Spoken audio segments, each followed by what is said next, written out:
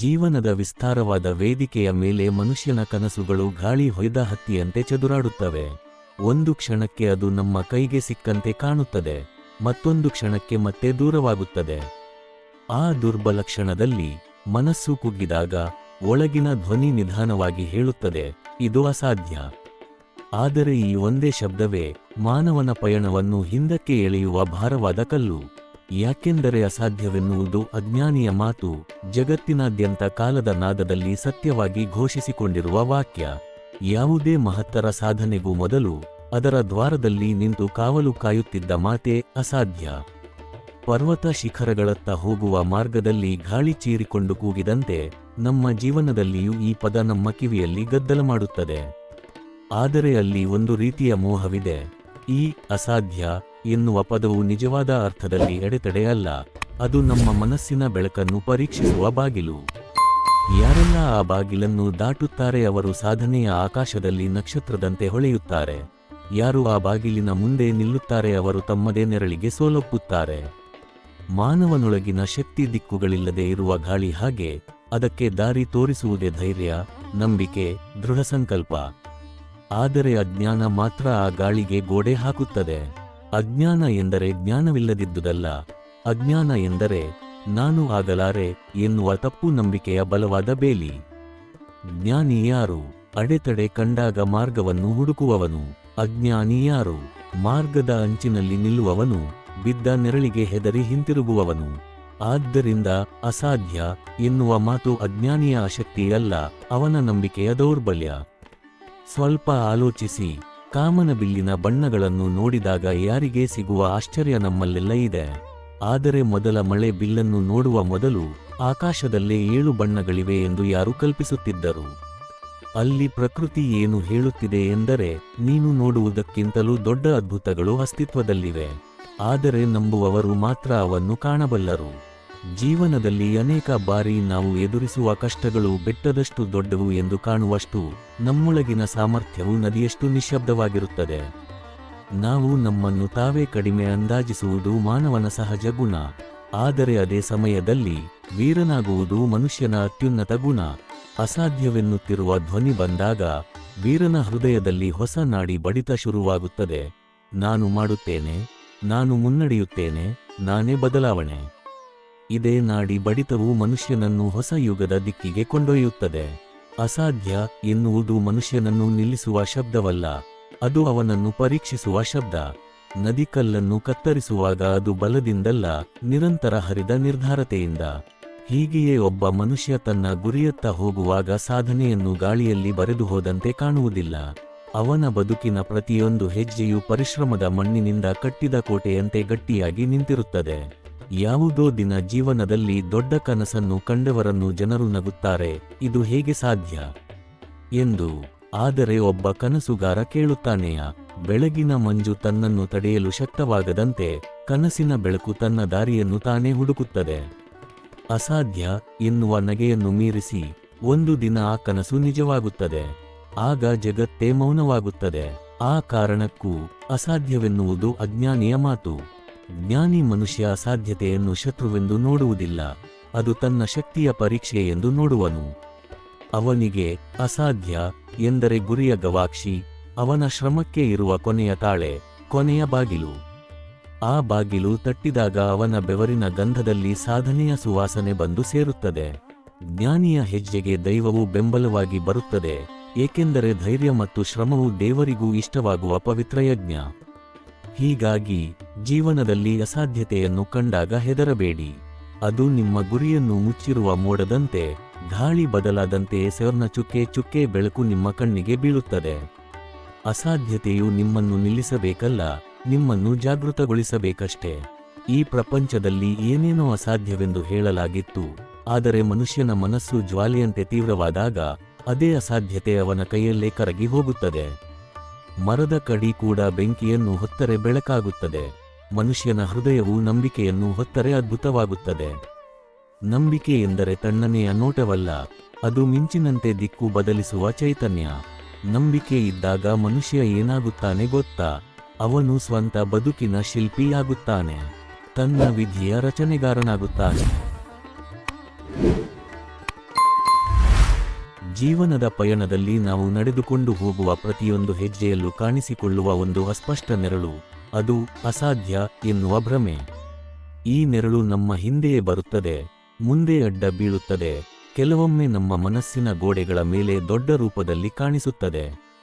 ಆದರೆ ಅದನ್ನು ಗಂಭೀರವಾಗಿ ಗಮನಿಸಿದರೆ ಅದು ನಮ್ಮ ಒಳಗಿನ ದೌರ್ಬಲ್ಯದಿಂದ ಹುಟ್ಟಿದ ಸುಳ್ಳು ನೋಟ.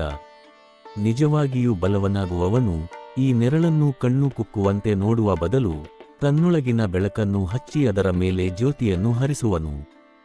ಬೆಳಕನ್ನು ಹಚ್ಚಿದಾಗ ನೆರಳೇ ನಾಶವಾಗುತ್ತದೆ. ಹೀಗೆಯೇ ಅಸಾಧ್ಯವು ಅಜ್ಞಾನದಿಂದ ಹುಟ್ಟಿದ ಮಿಥ್ಯೆ. ಅಂತಃಕರಣದಲ್ಲಿ ಜಾಗೃತಿಯಾದ ಮನುಷ್ಯನಿಗೆ ಅಸಾಧ್ಯ ಎಂಬ ಪದ ಏಕೆ ಅರ್ಥವಿಲ್ಲದಂತೆ ಕಾಣುತ್ತದೆ ಗೊತ್ತೇ? ಯಾಕೆಂದರೆ ಅವನು ಜಗತ್ತನ್ನು ಮಣ್ಣಿನಿಂದ ಕಟ್ಟಿದ ಗೋಡೆಯಂತೆ ಕಾಣುವುದಿಲ್ಲ. ಅವನು ಜಗತ್ತನ್ನು ಜೀವಂತ ಚೈತನ್ಯವಾಗಿ ನೋಡುವನು. ಮಣ್ಣಿನ ಗೋಡೆಯನ್ನು ಒಡೆದರೆ ಕಿರಿದಾಗುತ್ತದೆ, ಆದರೆ ಚೈತನ್ಯವನ್ನು ಮನೆಯಿಂದ ಮನಸ್ಸಿಗೆ ಹರಿಸಿದರೆ ಅದು ಬೆಳೆಯುತ್ತದೆ. ಅವನಿಗೆ ಪ್ರತಿಯೊಂದು ಸವಾಲು ದಾರಿ, ಪ್ರತಿಯೊಂದು ಅಡೆತಡೆಯೂ ಸಂದೇಶ, ಪ್ರತಿಯೊಂದು ಹಿನ್ನಡೆಯೂ ಆಕಾಶದ ಗಡಿಯನ್ನು ಮುಟ್ಟಲು ತಯಾರಾಗುವ ಮುನ್ನಿನ ಮೌನ. ಅದೇ ಮೌನವನ್ನು ಅಜ್ಞಾನಿ ಮನುಷ್ಯ ತಪ್ಪಾಗಿ ಅಸಾಧ್ಯ ಎಂದು ಅರ್ಥೈಸುತ್ತಾನೆ. ಅತೀತದ ಪುಟಗಳನ್ನು ತೆರೆಯಿರಿ. ಮನುಷ್ಯನು ಬೆಂಕಿಯನ್ನು ಕಂಡಾಗ ಹೆದರಿ ಓಡಿದ ಕಾಲವಿತ್ತು. ಕೊಂಚ ಜ್ಞಾನ ಬಂದಾಗ ಅದೇ ಬೆಂಕಿಯನ್ನು ತನ್ನ ಬದುಕಿನ ಬೆಳಕಾಗಿಸಿಕೊಂಡನು. ಮೊದಲಿಗೆ ಬೆಂಕಿ ಅಸಾಧ್ಯ, ನಂತರ ಅದ್ಭುತ. ಏನು ಬದಲಾಯಿತು? ಪ್ರಕೃತಿಯ ಶಕ್ತಿ ಅಲ್ಲ, ಮನುಷ್ಯನ ಮನಸ್ಸು ಬದಲಾಯಿತು. ಇದು ಒಂದು ಸ್ಪಷ್ಟ ಸೂಚನೆ. ಅಸಾಧ್ಯ ಎಂದಿರುವುದು ನಮ್ಮ ಮನಸ್ಸಿನ ಸ್ಥಿತಿಗತಿಗಳು, ಹೊರಗಿನ ಪ್ರಪಂಚದ ವಾಸ್ತವಿಕ ಮಿತಿಗಳಲ್ಲ. ಅದೇ ಕಾರಣಕ್ಕೆ ಜೀವನದಲ್ಲಿ ಪ್ರತಿ ಬಾರಿ ಕತ್ತಲೆಯೊಂದು ಎದುರಾದಾಗ ಜ್ಞಾನಿಯ ಮನಸ್ಸು ಕೇಳುತ್ತದೆ, ಇದು ನಿಜವಾಗಿಯೂ ಅಸಾಧ್ಯವೇ? ಅಥವಾ ನನ್ನ ನಂಬಿಕೆಯನ್ನು ಪರೀಕ್ಷಿಸುವ ಕಾಲವೇ? ಅಜ್ಞಾನಿ ಮನುಷ್ಯ ಅಲ್ಲೇ ನಿಂತು ಬಿಡುವನು. ಜ್ಞಾನಿ ಮನುಷ್ಯ ಮುಂದಿನ ಹೆಜ್ಜೆಗೆ ದಾರಿಯನ್ನು ಹುಡುಕುವನು. ಕೆಲವೊಮ್ಮೆ ದಾರಿ ದೊಡ್ಡದು, ಕೆಲವೊಮ್ಮೆ ಸಣ್ಣದು, ಕೆಲವೊಮ್ಮೆ ಕಂಟೆಗಳ ನಡುವೆ ಹಾದು ಹೋಗುತ್ತದೆ. ಆದರೆ ದಾರಿ ಇದೆ, ಅದು ಯಾವಾಗಲೂ ಇದೆ. ಅರಿಯಬೇಕೆಂದರೆ ಧೈರ್ಯ ಬೇಕು, ವರ್ತಿಸಬೇಕೆಂದರೆ ಶ್ರಮ ಬೇಕು. ನೀರು ಹೇಗೆ ಕೆಳಕ್ಕೆ ಮಾತ್ರ ಹರಿಯುವುದಿಲ್ಲವೋ ಅದೇ ರೀತಿ ಮನುಷ್ಯನ ಜೀವನವು ಒಂದು ದಿಕ್ಕಿನಲ್ಲೇ ಸಾಗುವುದಿಲ್ಲ. ಅಸಾಧ್ಯತೆಯ ದಾರಿ ಕಂಡಾಗ ಅದು ನಿಂತು ಬಿಡುವ ಸೂಚನೆ ಅಲ್ಲ, ಅದು ಮಾರ್ಗ ಬದಲಿಸುವ ಆಹ್ವಾನ. ನದಿಕಲ್ಲನ್ನು ಗೆಲ್ಲುವುದು ಬಲದಿಂದಲ್ಲ, ಆದರೆ ಹರಿವಿನ ನಂಬಿಕೆಯಿಂದ. ಪ್ರತಿದಿನ, ಪ್ರತಿಕ್ಷಣ ದೊಡ್ಡ ಕಲ್ಲಿನ ಮೇಲೆ ಸೂರ್ಯಕಿರಣ ಬೀಳುವಂತೆ ನದಿ ತನ್ನ ದಾರಿಯಲ್ಲಿ ಹರಿದಷ್ಟೇ ಕಲ್ಲನ್ನು ಗೆಲ್ಲುತ್ತದೆ.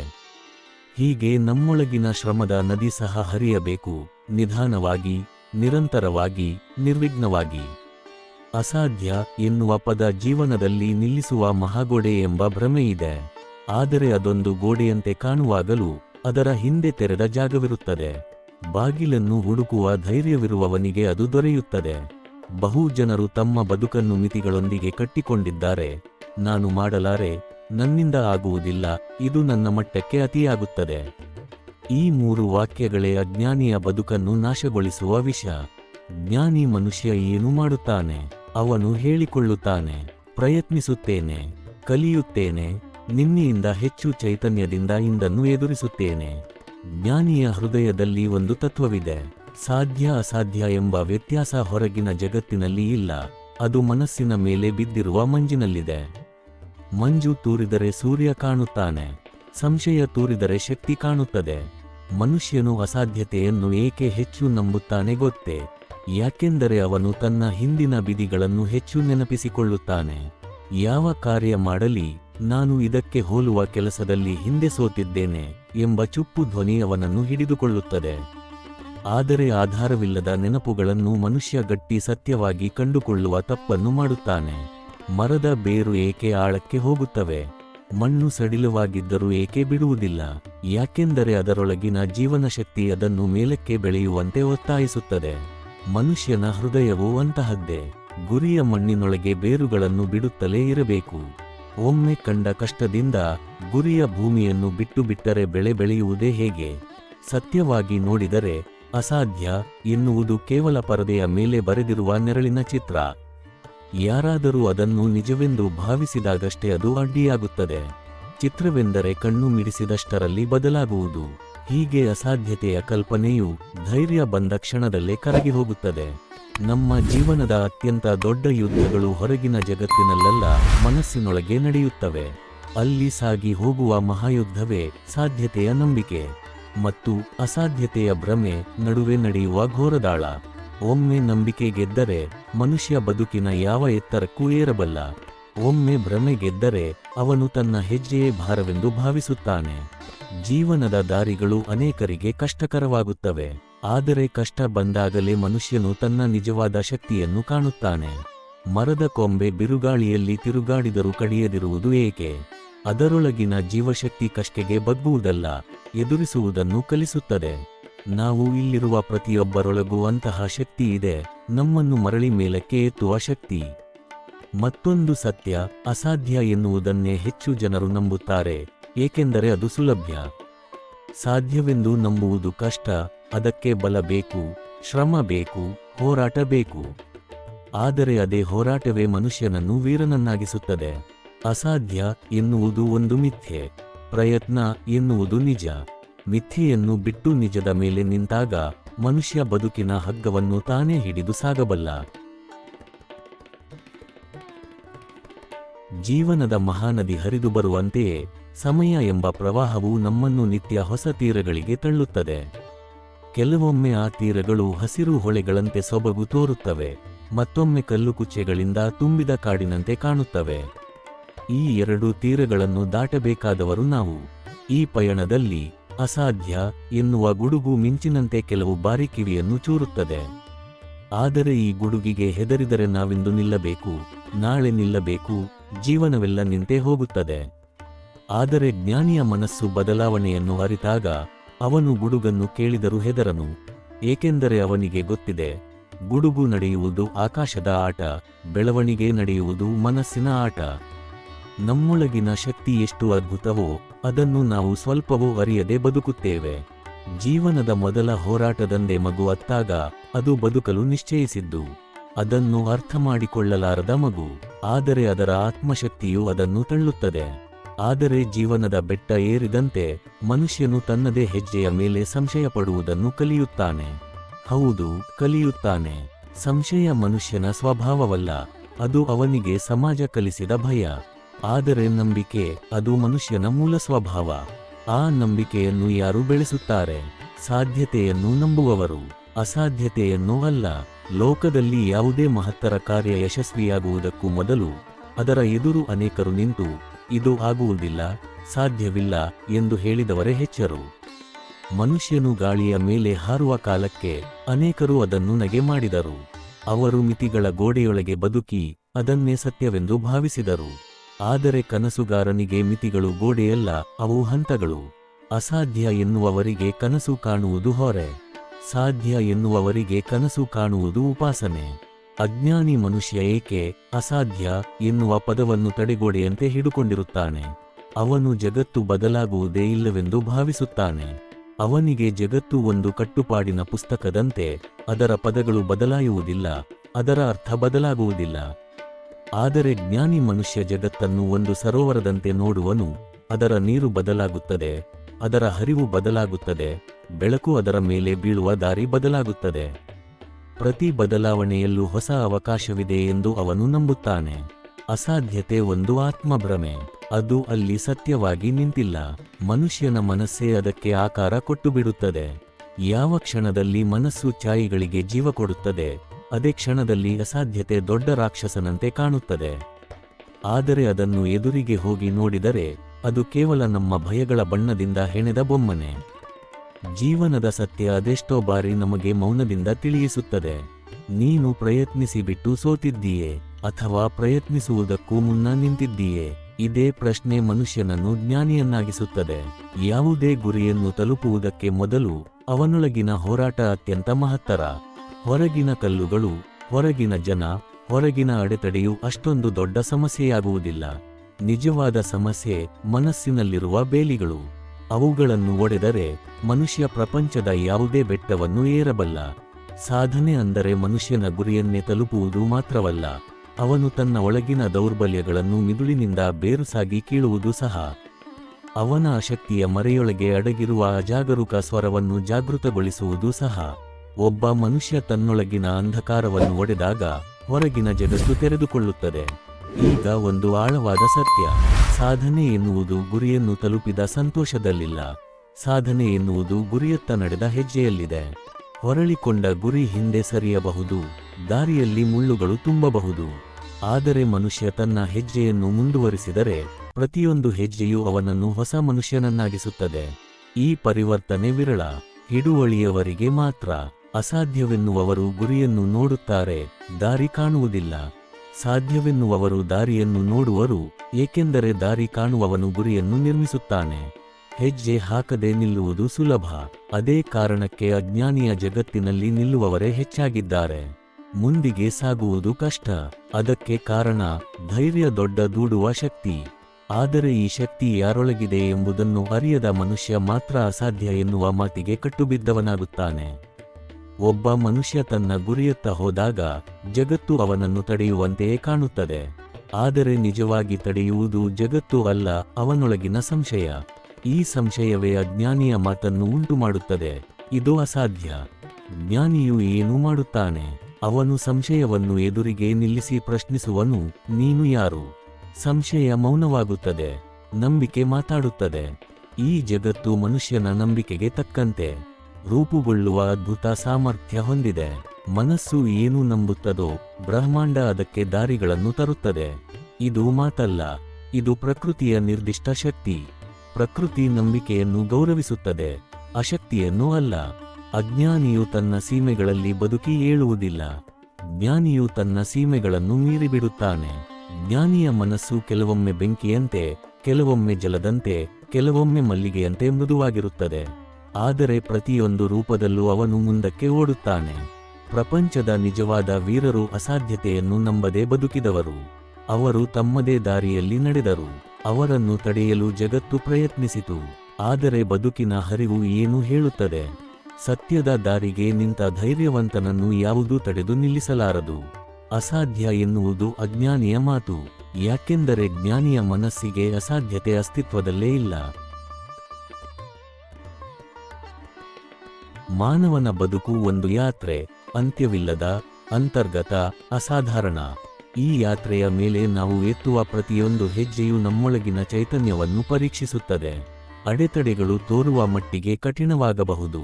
ದಾರಿಗಳು ಕೆಲವೊಮ್ಮೆ ನಷ್ಟದ ಹೊಗೆಯಲ್ಲಿ ಮಂಗೆಯಾಗಿರಬಹುದು. ಆದರೆ ಈ ಎಲ್ಲ ಅನಿಶ್ಚಿತತೆಗಳ ಮಧ್ಯೆ ಒಂದೇ ಒಂದು ಸತ್ಯ ಮರುಮರು ಪ್ರತಿಧ್ವನಿಸುವ ನಾದ. ಅಸಾಧ್ಯವೆನ್ನುವುದು ಅಜ್ಞಾನಿಯ ಮಾತು. ಅಜ್ಞಾನಿ ತನ್ನ ಬದುಕನ್ನು ಹೊರಗಿನ ಪರಿಸ್ಥಿತಿಗಳ ಅಳುಕಿಗೆ ಬಿಟ್ಟುಕೊಡುತ್ತಾನೆ. ಮಳೆ ಬಂದರೆ ನಿಲ್ಲುತ್ತಾನೆ, ಗಾಳಿ ಬೀಸಿದರೆ ಗೊಂದಲಗೊಳ್ಳುತ್ತಾನೆ, ಕತ್ತಲೆ ಬಂದರೆ ಹಿಂದಕ್ಕೆ ಸಾಗಿ ನೋಡುವನು. ಆದರೆ ಜ್ಞಾನಿ ಮನುಷ್ಯನ ಹೃದಯದಲ್ಲಿತ್ತಿದೆ ಒಂದು ನಿಶ್ಚಲ ಜ್ಯೋತಿ. ಆ ಜ್ಯೋತಿ ಅವನಿಗೆ ಹೇಳುತ್ತದೆ, ಬದುಕಿನ ನಕ್ಷತ್ರಗಳು ನಿನ್ನಿಗಾಗಿ ಹೊಳೆಯುತ್ತಿವೆ, ನೀನು ನಿನ್ನ ದಾರಿಯಿಂದ ಹಿಂದೆ ಸರಿಯಬೇಡ. ಅಸಾಧ್ಯ ಎಂದು ಹೇಳುವವರು ಪ್ರಪಂಚವನ್ನು ಹೊರಳಾಗಿ ನೋಡುತ್ತಾರೆ. ಅವರು ಪರ್ವತದ ಎತ್ತರವನ್ನು ಮಾತ್ರ ಅಳೆಯುತ್ತಾರೆ, ಆದರೆ ತಮ್ಮ ಒಳಗಿನ ಶಕ್ತಿಯ ಎತ್ತರವನ್ನು ಅಳೆಯುವುದಿಲ್ಲ. ಅವರು ಗಾಳಿಯ ಬಲವನ್ನು ಮಾತ್ರ ಅನುಭವಿಸುತ್ತಾರೆ, ಆದರೆ ತಾವೇ ಗಾಳಿಯನ್ನು ಎದುರಿಸಬಲ್ಲ ಮರದಂತೆ ಗಟ್ಟಿ ಎಂದು ಅರಿಯುವುದಿಲ್ಲ. ಜ್ಞಾನಿಯ ಮನಸ್ಸು ಎಲ್ಲವನ್ನೂ ಬೇರೆಯಾಗಿ ನೋಡುತ್ತದೆ. ಅವನಿಗೆ ಪರ್ವತವು ಅಡ್ಡಿಯಾಗುವುದಿಲ್ಲ, ಅದು ಅವನನ್ನು ಎತ್ತರಕ್ಕೇರಿಸುವ ಪಾಠ. ಅವನಿಗೆ ಗಾಳಿ ಶತ್ರುವಲ್ಲ, ಅದು ಅವನಿಗೆ ಸಮತೋಲನ ಕಲಿಸುವ ಅಧ್ಯಾಯ. ಅವನಿಗೆ ಕತ್ತಲೆ ಗತಿಹೀನತೆ ಅಲ್ಲ, ಅದು ಬೆಳಕಿನ ಮೌಲ್ಯವನ್ನು ನೆನಪಿಸುವ ಅವಕಾಶ. ಜೀವನದಲ್ಲಿ ಸಾಧನೆಗಳು ಸಣ್ಣ ಕಣಗಳಂತೆ ಮೌನವಾಗಿ ಬರುತ್ತವೆ. ಒಂದು ಸಣ್ಣ ಹೆಜ್ಜೆ, ಒಂದು ಸಣ್ಣ ನಂಬಿಕೆ, ಒಂದು ಸಣ್ಣ ಪ್ರಯತ್ನ, ಒಂದು ಸಣ್ಣ ದೃಢತೆ. ಈ ಸಣ್ಣ ಸಣ್ಣ ಕಣಗಳೇ ಮುಂದೊಂದು ದಿನ ಬೆಳಕಿನ ಗೋಪುರವನ್ನಾಗಿ ರೂಪಾಂತರಗೊಳ್ಳುತ್ತವೆ. ಅಜ್ಞಾನಿ ಮನುಷ್ಯನು ಈ ಕಣಗಳನ್ನು ಕಾಣುವುದಿಲ್ಲ. ಅವನು ಅಂತ್ಯದಲ್ಲಿರುವ ಗೋಪುರದ ಮೇಲೆ ಕಣ್ಣು ಹಾಕುತ್ತಾನೆ. ಆದರೆ ಜ್ಞಾನಿಯು ಮಿತಿಮೀರಿ ನೋಡುತ್ತಾನೆ, ಅವನು ಇಟ್ಟ ಕಣವೇ ಗೋಪುರದ ಹೃದಯ. ಅಸಾಧ್ಯ ಎನ್ನುವ ಪದವು ಅನೇಕ ಬಾರಿ ಪರಂಪರೆಯಂತೆ ನಮ್ಮ ಮನಸ್ಸಿನಲ್ಲಿ ಬೆಳೆದು ಬಿಡುತ್ತದೆ. ಅದು ಬಾಲ್ಯದ ದಿನಗಳಿಂದಲೇ ನಮ್ಮ ಕಿವಿಯಲ್ಲಿ ಹಚ್ಚಿಕೊಳ್ಳಲಾಗುತ್ತದೆ. ಇದು ಬೇಡ, ಇದು ಆಗುವುದಿಲ್ಲ, ಇದು ನಿನ್ನಿಂದ ಸಾಧ್ಯವಿಲ್ಲ. ನಾವು ಬೆಳೆದು ದೊಡ್ಡವನಾಗುವಷ್ಟರಲ್ಲಿ ಆ ಪದವು ಅಂತರಾಳದಲ್ಲಿ ಬೇರು ಬಿಡುತ್ತದೆ. ಈ ಬೇರುಗಳು ಅಜ್ಞಾನಿಯ ಬದುಕನ್ನು ಕಟ್ಟಿಹಾಕುತ್ತವೆ. ಆದ್ದರಿಂದ ಜ್ಞಾನಿಯ ಕೆಲಸ ಏನೂ ಗೊತ್ತೇ? ಈ ಬೇರುಗಳನ್ನು ಒಡೆದು ಹಾಕುವುದು. ಅವನಿಗೆ ತನ್ನೊಳಗಿನ ಶಂಕೆಗಳ ಗಿಡಗಳನ್ನು ಕಿತ್ತು ಹೊರಬಿಡಬೇಕು. ಹೀಗೆ ಅವನ ಮನಸ್ಸಿನಲ್ಲಿ ಖಾಲಿ ಜಾಗ ಉಂಟಾಗುತ್ತದೆ. ಆ ಖಾಲಿ ಜಾಗದಲ್ಲಿ ಅವನು ತನ್ನ ನಂಬಿಕೆಯ ಮರವನ್ನು ನೆಡುತ್ತಾನೆ. ಒಮ್ಮೆ ನಂಬಿಕೆಯ ಮರ ಬೆಳೆದರೆ ಅದು ನೆರಳಾಗುತ್ತದೆ, ಅದು ಗಾಳಿಯಾಗುತ್ತದೆ, ಅದು ದಾರಿಯಾಗುತ್ತದೆ. ಆ ಮರದ ಎಲೆಗಳ ಮರ್ಮರದಲ್ಲಿ ಜೀವನದ ಗೀತೆಯೇ ಕೇಳಿಸುತ್ತದೆ. ಸಾಧ್ಯತೆ ಅನಂತ, ಮನುಷ್ಯನ ಸಾಮರ್ಥ್ಯ ಅಪಾರ. ಜೀವನದಲ್ಲಿ ನಿಲ್ಲುವವರು ಬಹಳರು, ಹುಡುಕುತ್ತಾ ಸಾಗುವವರು ವಿರಳ. ನಿಲ್ಲುವವರು ಏನನ್ನು ಸಾಧಿಸುತ್ತಾರೆ? ಸಂಶಯವನ್ನು. ಸಾಗುವವರು ಏನನ್ನು ಸಾಧಿಸುತ್ತಾರೆ? ಗುರಿಯನ್ನು. ಒಂದು ಗುರಿಯನ್ನು ಮುಟ್ಟಿದವನು ಮನುಷ್ಯನ ಸಾಮರ್ಥ್ಯವನ್ನು ಹೆಚ್ಚಾಗಿ ಅರಿತುಕೊಳ್ಳುತ್ತಾನೆ. ಅವನಿಗೆ ಪ್ರಪಂಚದ ತತ್ವ ಏನು ಎಂದರೆ, ನಿನ್ನ ಮನಸ್ಸೇ ನಿನ್ನ ಗಡಿ, ನಿನ್ನ ಮನಸ್ಸೇ ನಿನ್ನ ಗಡಿ ಒಡೆಯುವ ಬಲ. ಬದುಕಿನಲ್ಲಿ ಅನೇಕ ಬಾರಿ ಕತ್ತಲೆ ಗಾಢವಾಗುತ್ತದೆ. ನಾವು ಸಾಧ್ಯತೆಗಳನ್ನೇ ಕಾಣದೆ ಕುಳಿತುಕೊಳ್ಳುತ್ತೇವೆ. ಆಗ ಅನೇಕ ಜನ ತಮ್ಮ ಅನೇಕ ಮಾತುಗಳನ್ನು ಎಸೆಯುತ್ತಾರೆ. ನೀನು ಈಗ ಮುಗಿದೆಯಾ? ಮತ್ತೆ ಎದ್ದು ನಿಲ್ಲುವುದು ಕಷ್ಟ.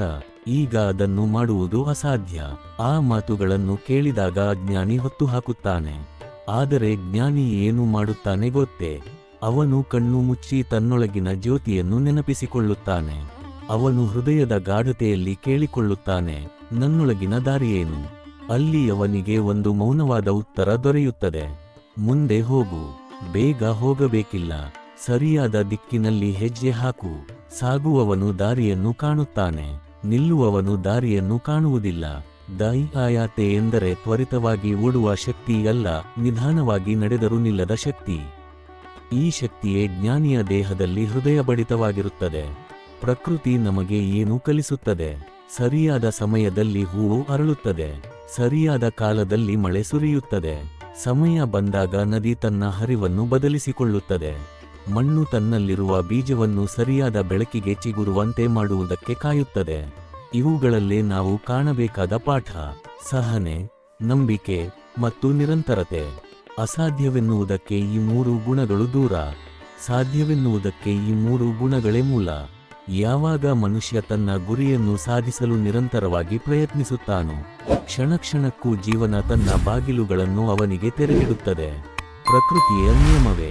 ಪ್ರಾಮಾಣಿಕ ಪ್ರಯತ್ನವನ್ನು ಬ್ರಹ್ಮಾಂಡವೇ ಗೌರವಿಸುತ್ತದೆ. ಅಸಾಧ್ಯತೆ ಎಂಬುದು ಬ್ರಹ್ಮಾಂಡದ ಧರ್ಮವಲ್ಲ, ಅದು ಮನುಷ್ಯನ ಮನಸ್ಸಿನ ಮಿತಿಯೇ. ಆದ್ದರಿಂದ ಗುರಿ ದೊಡ್ಡದಾಗಿದ್ದಷ್ಟು ದಾರಿಯಲ್ಲಿ ಅಡೆತಡೆಗಳಿರುತ್ತವೆ. ಆ ಅಡೆತಡೆಗಳು ನಿಮ್ಮನ್ನು ನಿಲ್ಲಿಸಲು ಬಂದಿಲ್ಲ, ಅವು ನಿಮಗೆ ಬಲ ಕೊಡಲು ಬಂದಿವೆ. ಹೊಂದಿಕೆ, ಮರುಬಳಕೆ, ಮರುಪ್ರಾರಂಭ ಇವುಗಳೇ ಬೆಳವಣಿಗೆ. ಅಸಾಧ್ಯ ಎನ್ನುವವರು ಜೀವನವನ್ನು ನೇರ ದಾರಿಗೆ ಕಟ್ಟಿಕೊಂಡಿದ್ದಾರೆ. ಆದರೆ ದಾರಿ ಎಂದರೆ ನೇರವಾಗಿ ಇರುವ ರಸ್ತೆ ಅಲ್ಲ, ಅದು ಬಾಗುತ್ತದೆ, ತಿರುಗುತ್ತದೆ, ಅಲೆಮಾಡುತ್ತದೆ. ಆದರೆ ದಾರಿ ಯಾವಾಗಲೂ ಗುರಿಗೆ ತಲುಪಿಸುತ್ತದೆ. ಅಜ್ಞಾನಿಯ ನೋಟದಲ್ಲಿ ಕಷ್ಟಗಳು ದೊಡ್ಡ ಪರ್ವತಗಳು, ಜ್ಞಾನಿಯ ನೋಟದಲ್ಲಿ ಕಷ್ಟಗಳು ಸಣ್ಣ ಕಲ್ಲುಗಳು. ಎರಡೂ ಒಂದೇ ಜಗತ್ತು, ಆದರೆ ನೋಡುವವರ ಮನಸ್ಸು ಬೇರೆಯಾಗಿರುವುದರಿಂದ ವ್ಯತ್ಯಾಸ. ವೀರನ ಬದುಕು ಹೀಗೆ ಜನ್ಮ ಪಡೆಯುತ್ತದೆ. ಕಷ್ಟವನ್ನು ಎದುರಿಸಲು ಹೃದಯದಲ್ಲಿ ನಿರ್ಧಾರ, ಅಡೆತಡೆಯನ್ನು ದಾಟಲು ಮನಸ್ಸಿನಲ್ಲಿ ನಂಬಿಕೆ, ಮತ್ತೆ ಮುಂದೆ ಸಾಗಲು ಆತ್ಮದಲ್ಲಿ ಶಕ್ತಿ. ಈ ಮೂರು ಗುಣಗಳಿದ್ದಾಗ ಮನುಷ್ಯನಿಗೆ ಅಸಾಧ್ಯ ಎನ್ನುವ ಪದ ಅಸ್ತಿತ್ವದಲ್ಲೇ ಇರುವುದಿಲ್ಲ. ಜೀವನದ ಮಹಾಪ್ರಯಾಣದ ಕೊನೆಯ ತಿರುವುಗಳತ್ತ ಬಂದಾಗ ನಾವು ಹಿಂದಕ್ಕೆ ತಿರುಗಿ ನೋಡಿದಾಗ ಮಾತ್ರ ಅರಿಯುತ್ತೇವೆ, ನಮ್ಮನ್ನು ತಡೆಯುತ್ತಿದ್ದದ್ದು ದಾರಿಯ ಕಷ್ಟಗಳಲ್ಲ, ಹೊರಗಿನ ಅಡೆತಡೆಗಳಲ್ಲ, ಲೋಕದ ಗೊಂದಲಗಳಲ್ಲ. ನಮ್ಮನ್ನು ತಡೆಯುತ್ತಿದ್ದದ್ದು ನಮ್ಮದೇ ಮನಸ್ಸಿನ ಮಂಜು. ಅದೇ ಮಂಜು ಅಸಾಧ್ಯ ಎಂಬ ಪದಕ್ಕೆ ರೂಪ ಕೊಡುತ್ತಿತ್ತು. ಆದರೆ ಈಗ ಈ ಅಂತಿಮ ದೃಷ್ಟಿಯಲ್ಲಿ ಆ ಮಂಜು ಕೇವಲ ಜ್ಞಾನಹೀನತೆಯ ನೆರಳು ಎನ್ನುವುದನ್ನು ನಾವು ಕಾಣುತ್ತೇವೆ. ಅಸಾಧ್ಯವೆನಿಸುವ ಕ್ಷಣಗಳು ಜೀವನದಲ್ಲಿ ಅನೇಕ ಬರುವುದು ಸಹಜ. ಒಬ್ಬ ಮನುಷ್ಯ ತನ್ನ ಸ್ವಪ್ನವನ್ನು ಮೊದಲ ಬಾರಿಗೆ ಕಣ್ಣಿನಲ್ಲಿ ಹಿಡಿದ ಕ್ಷಣದಲ್ಲಿ ಆ ಕನಸು ತನ್ನ ಪ್ರಪಂಚಕ್ಕಿಂತ ದೊಡ್ಡದಿದ್ದರೆ ಅವನು ಕಂಗಾಲಾಗುತ್ತಾನೆ. ಆ ಕನಸು ಎಷ್ಟೇ ಪವಿತ್ರವಾಗಿದ್ದರೂ ಅದರ ಗಾತ್ರವನ್ನು ನೋಡಿ ಅವನ ಹೃದಯದಲ್ಲಿ ಮೊದಲ ಹುಟ್ಟುವ ಭಾವನೆ ಧೈರ್ಯವಲ್ಲ, ಭಯ. ಆದರೆ ಅದೇ ಭಯವನ್ನು ಎದುರಿಸಿದಾಗ ಮಾತ್ರ ಮನುಷ್ಯನು ತನ್ನ ಸಾಮರ್ಥ್ಯವನ್ನು ಸ್ಪರ್ಶಿಸುತ್ತಾನೆ. ಸಾಧ್ಯತೆ ಎಂದರೆ ಧೈರ್ಯ ಮತ್ತು ದೈನಂದಿನ ಪರಿಶ್ರಮದ ಮಿಶ್ರಣ. ಅಸಾಧ್ಯತೆ ಎಂದರೆ ಸಂಶಯ ಮತ್ತು ಅಜ್ಞಾನಗಳ ನೆರಳು. ಈ ಎರಡರ ನಡುವಿನ ಯುದ್ಧವೇ ಬದುಕು. ಯಾರು ತಮ್ಮ ನಂಬಿಕೆಯ ಕತ್ತಿಯನ್ನು ಎತ್ತುತ್ತಾರೆ ಅವರು ಸಾಧ್ಯತೆಯ ಸೇತುವೆಯನ್ನು ಕಟ್ಟುತ್ತಾರೆ. ಯಾರು ಸಂಶಯದ ಹೊಗೆಯಲ್ಲಿ ಕುಳಿತುಕೊಳ್ಳುತ್ತಾರೆ ಅವರು ಯುದ್ಧವೇ ನಡೆಸಲಾಗದ್ದಿಲ್ಲ. ಮನುಷ್ಯನ ಜೀವನದಲ್ಲಿ ದೊಡ್ಡ ಬದಲಾವಣೆ ಏನೆಂದರೆ ಒಂದು ದಿನ ಅವನು ತನ್ನೊಳಗಿನ ಧ್ವನಿಯನ್ನು ಬದಲಿಸುತ್ತಾನೆ. ಹಿಂದೆ ಅವನ ಒಳಗೆ ಹೇಳಿಕೊಳ್ಳುತ್ತಿದ್ದದ್ದು ಇದು ಕಷ್ಟ, ಇದು ಅಸಾಧ್ಯ. ಆದರೆ ಜ್ಞಾನೋದಯದ ಕ್ಷಣದಲ್ಲಿ ಅವನೊಳಗಿನ ಧ್ವನಿ ಹೇಳುತ್ತದೆ ಇದು ಕಷ್ಟ, ಆದರೆ ಕಷ್ಟದಲ್ಲೇ ಮಾರ್ಗವಿದೆ. ಜಗತ್ತಿನ ಎಲ್ಲ ಸಾಧಕರು ಒಂದೇ ಮಾತನ್ನು ಹೇಳುತ್ತಾರೆ, ಸಾಧನೆಗಳು ಬೆಳಕಿನಲ್ಲಿ ಹುಟ್ಟುವುದಿಲ್ಲ, ಅವು ಕತ್ತಲೆಯಲ್ಲಿ ಹುಟ್ಟುತ್ತವೆ. ಶಾಂತಿಯಲ್ಲಿ ಹುಟ್ಟುವುದಿಲ್ಲ, ಅವು ಸಂಕಷ್ಟದಲ್ಲಿ ಹುಟ್ಟುತ್ತವೆ.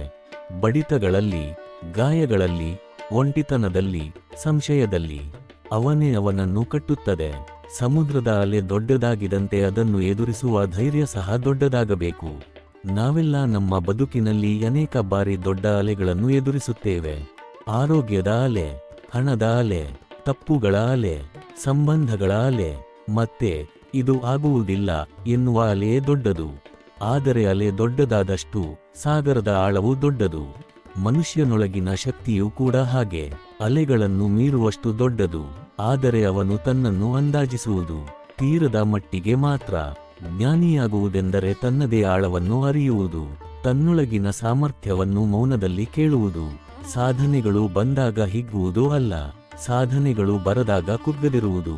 ನಮ್ಮೊಳಗಿನ ಶಕ್ತಿ ನದಿಯಂತೆ, ಸಮಯ ಬಂದಾಗ ಅದನ್ನು ಹರಿಯಬೇಕಾದ ಸ್ಥಳಕ್ಕೆಲೆ ಹರಿಸುತ್ತದೆ. ಎದೆಯೊಳಗಿನ ನಂಬಿಕೆ ನಕ್ಷತ್ರದಂತೆ, ಕತ್ತಲಲ್ಲಿಯೂ ಹೊಳೆಯುತ್ತದೆ. ಮನಸ್ಸಿನ ದೃಢತೆ ಪರ್ವತದಂತೆ, ಎಷ್ಟು ಗಾಳಿಗಳು ಹುಯ್ದರೂ ನಿಂತೇ ಇರುತ್ತದೆ. ಅಸಾಧ್ಯವೆಂದು ಹೇಳುವವರು ತಮ್ಮ ಹೆಜ್ಜೆಗಳನ್ನು ಕಲ್ಲುಗಳಲ್ಲಿ ಮಿತಿಗೊಳಿಸಿಕೊಳ್ಳುತ್ತಾರೆ. ಸಾಧ್ಯವೆಂದು ನಂಬುವವರು ತಮ್ಮ ಹೆಜ್ಜೆಗಳನ್ನು ಆಕಾಶದ ದಿಕ್ಕುಗಳವರೆಗೆ ವಿಸ್ತರಿಸಿಕೊಳ್ಳುತ್ತಾರೆ. ಈ ಬದುಕಿನಲ್ಲಿ ನಾವೆಲ್ಲರೂ ಒಂದು ವಿಷಯವನ್ನು ಅರಿಯಬೇಕು. ನಂಬಿಕೆ ಎಂಬುದು ಕೇವಲ ಆತ್ಮವಿಶ್ವಾಸವಲ್ಲ, ಅದು ಚರಿತ್ರೆ ನಿರ್ಮಿಸುವ ಶಕ್ತಿ. ನಂಬಿಕೆಯ ಜ್ವಾಲೆ ಹೃದಯದಲ್ಲಿ ಹೊತ್ತಾಗ ಮನುಷ್ಯನು ತನ್ನ ವಿಧಿಯನ್ನು ತಾನೇ ಬರೆಯುತ್ತಾನೆ. ಅವನಿಗೆ ಗಾಳಿಯ ದಿಕ್ಕು ಬದಲಾಗಿದರೂ, ಮಾರ್ಗ ಬದಲಾಗಿದರೂ, ಜನರು ಬದಲಾಗಿದರೂ, ಅವನ ಒಳಗಿನ ನಾನು ಮಾಡುತ್ತೇನೆ ಎನ್ನುವ ಜ್ಯೋತಿ ಬದಲಾಗುವುದಿಲ್ಲ. ಸಂಶಯ ನಮ್ಮ ಸ್ನೇಹಿತ ಅಲ್ಲ, ಸಂಶಯ ನಮ್ಮನ್ನು ಸುರಕ್ಷಿತವಾಗಿಟ್ಟುಕೊಳ್ಳುವುದಿಲ್ಲ. ಸಂಶಯ ನಮ್ಮನ್ನು ವೃದ್ಧಿಗೊಳ್ಳದಂತೆ ತಡೆಯುತ್ತದೆ. ಒಬ್ಬ ವೀರನು ಏಕೆ ವೀರನು? ಅವನು ಸಂಶಯದ ಧ್ವನಿಗಳನ್ನು ಕೇಳಿದರೂ ಅವುಗಳನ್ನು ತನ್ನ ಹೆಜ್ಜೆಗೆ ತಡೆಗೋಡೆಯಾಗಲು ಬಿಡುವುದಿಲ್ಲ. ಅವನು ಕೇಳುವುದೇ ತನ್ನ ಹೃದಯದ ಸ್ಪಂದನೆ. ಮುಂದೆ ಹೋಗು, ಮತ್ತೆ ಹೋಗು, ಇನ್ನು ಮುಂದಕ್ಕೆ ಹೋಗು. ಜೀವನದ ನಿಜವಾದ ಶಿಖರವನ್ನು ತಲುಪಿದಾಗ, ಅಲ್ಲಿ ನಿಲ್ಲಿ ಹಿಂದಕ್ಕೆ ನೋಡುವಾಗ ನಾವು ಅರಿಯುತ್ತೇವೆ, ಅಸಾಧ್ಯವೆನ್ನುವ ಮಾತು ಕೇವಲ ಅಜ್ಞಾನದಿಂದ ಹುಟ್ಟಿದ ಹೊಗೆ. ಒಮ್ಮೆ ಮನಸ್ಸಿನಲ್ಲಿ ಜ್ಞಾನೋದಯದ ಗಾಳಿ ಬೀಸಿದರೆ ಅದೇ ಹೊಗೆ ಕಣ್ತಪ್ಪಿಸುವ ನೆರಳಾಗುತ್ತದೆ. ಅದೇ ನೆರಳು ನಾಶವಾಗಿದೆ ಎಂದರೆ ಮನುಷ್ಯನು ನಿಜವಾದ ಬೆಳಕನ್ನು ನೋಡುತ್ತಾನೆ, ತನ್ನದೇ ಶಕ್ತಿಯ ಬೆಳಕು. ಪ್ರತಿ ಮನುಷ್ಯನು ತನ್ನ ಬದುಕಿನ ಒಂದು ಹೊತ್ತಿನಲ್ಲಿ ಅರಿಯಬೇಕಾದ ಮಹಾಸತ್ಯ. ಅಸಾಧ್ಯ ಎನ್ನುವ ಪದವು ಹೊರಗಿನ ಜಗತ್ತಿಗೆ ಸಂಬಂಧಪಟ್ಟುದಲ್ಲ, ಇದು ಮನಸ್ಸಿನ ಮಿತಿಗೆ ಸಂಬಂಧಪಟ್ಟುದು. ಈ ಮಿತಿಯನ್ನು ಒಡೆದ ಕ್ಷಣದಿಂದಲೇ ಮನುಷ್ಯನಿಗೆ ಹೊಸ ಜಗತ್ತು ತೆರೆದುಕೊಳ್ಳುತ್ತದೆ. ಯಾರು ತಮ್ಮ ಮನಸ್ಸಿನ ಮಿತಿಯನ್ನು ಮೀರಿದರೋ ಅವರಿಗೆ ಜಗತ್ತು ಹೊಸ ಬಾಗಿಲುಗಳನ್ನು ತೆರೆದಿಡುತ್ತದೆ. ಈ ಬಾಗಿಲುಗಳು ಸಾಮಾನ್ಯ ಮನುಷ್ಯರಿಗೆ ಕಾಣುವುದಿಲ್ಲ, ಆದರೆ ನಂಬಿಕೆಯವರ ಕಣ್ಣಿಗೆ ಮಾತ್ರ ಕಾಣುತ್ತವೆ. ಅವರು ಜೀವನವನ್ನು ಸುಲಭ ಎಂದು ಕಾಣುವುದಿಲ್ಲ, ಅವರು ಜೀವನವನ್ನು ಸಾಧ್ಯತೆಗಳ ದೀಪದಂತೆ ಕಾಣುತ್ತಾರೆ. ಇದೇ ಅಂತಿಮ ಪಾಠ.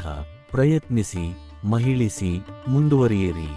ನಿಮ್ಮ ಗುರಿಯನ್ನು ಸಾಧಿಸುವವರೆಗೂ ತಡೆಯದಿರಿ. ಯಾಕೆಂದರೆ ಅಸಾಧ್ಯವೆನ್ನುವುದು ಅಜ್ಞಾನಿಯ ಮಾತು, ಸಾಧ್ಯವೆನ್ನುವುದು ಜ್ಞಾನಿಯ ಧೈರ್ಯ. ನೀವು ಈ ಕ್ಷಣದಲ್ಲಿ ತೆಗೆದುಕೊಳ್ಳುವ ನಿರ್ಧಾರ, ಒಂದು ಹೆಜ್ಜೆ ಮುಂದೆ ಹಾಕಿದ ನಿರ್ಧಾರ, ನಿಮ್ಮ ಬದುಕಿನ ದಿಕ್ಕನ್ನು ಬದಲಿಸಬಲ್ಲದು. ಒಂದು ನಂಬಿಕೆಯ ಸ್ಪಂದನೆ ನಿಮ್ಮೊಳಗೆ ಉದಿಸಿದರೆ ಪ್ರಪಂಚದ ಯಾವ ಗಿರಿಕಂದರವೂ ನಿಮಗೆ ಅಡ್ಡಿಯಾಗುವುದಿಲ್ಲ. ಅಂತಿಮವಾಗಿ ಈ ಪಥದಲ್ಲಿ ನೀವು ನಡೆಯುತ್ತಿರುವಾಗ ನಿಮ್ಮ ಆತ್ಮದೊಳಗಿನ ಶಕ್ತಿ ನಿಮಗೆ ಹೇಳುವುದು, ಗುರಿಯತ್ತ ನಡೆ. ನಿನ್ನ ದಾರಿಯನ್ನು ನಿನ್ನ ಹೃದಯವೇ ಬೆಳಗುತ್ತದೆ. ಅಸಾಧ್ಯವೆನ್ನುವ ಮಂಜು ನಿನ್ನ ಹೆಜ್ಜೆಯ ಬೆಂಕಿಯಿಂದ ಕರಗುತ್ತದೆ. ನೀನು ಮುಂದುವರಿದರೆ ಜಯ ನಿನ್ನದಾಗುತ್ತದೆ. ಇಲ್ಲಿ ಈ ಮಹಾತತ್ವಕಥೆಯ ಅಂತ್ಯವಾದರೂ ನಿಮ್ಮ ಬದುಕಿನ ಮಹಾವಿಜಯದ ಆರಂಭವಾಗುತ್ತದೆ. ನೀನು ಶಕ್ತಿಶಾಲಿ, ನೀನು ಸಾಮರ್ಥ್ಯವುಳ್ಳವ, ನೀನು ಸಾಧಿಸಬಲ್ಲವ. ಯಾಕೆಂದರೆ ಅಸಾಧ್ಯ ಎನ್ನುವುದು ಅಜ್ಞಾನಿಯ ಮಾತು, ಆದರೆ ನಾನು ಮಾಡುತ್ತೇನೆ ಎನ್ನುವುದು ನಿನ್ನ ಆತ್ಮದ ಮಾತು.